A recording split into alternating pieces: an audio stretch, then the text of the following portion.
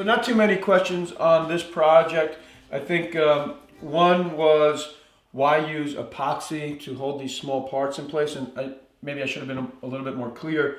I used 5-minute epoxy, and the reason for that was to get the parts in position and let them set up. And once they were not going to move any longer, I pre-drilled into them and then secured them with 2 screws.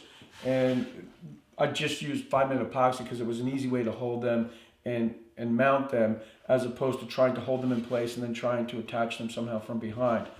And I'll often use 5-minute epoxy for things like that, or small repairs. Sometimes you'll get a check in a piece of wood and you can squeeze some epoxy in there and then hold it in place with a squeeze clamp and sand it. So it's always nice to have a little 5-minute epoxy around.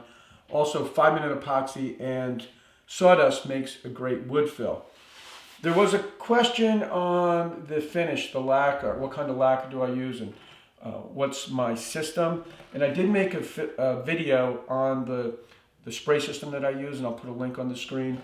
And as far as the lacquer, I get my lacquer from a company called Hood Finishing Products. It's here in New Jersey, and I'll put their phone number. And if you want to get a catalog like this, give them a call and tell them that you heard about them from me, because I would like them to be a sponsor just because it's a good fit. I do order. I probably make 2 or 3 orders a year. They sell everything from finishing products, including sandpaper, rubber gloves, steel wool, really anything that you can think of.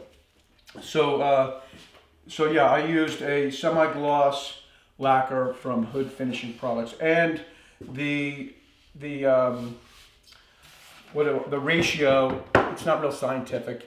I basically use 2/3 lacquer and 1/3 lacquer thinner. So I did want to talk about this too, because cherry, I'm really not a big fan of a piece of furniture made out of cherry as soon as it's finished, because it has a very light color, a very light sort of pink orange color.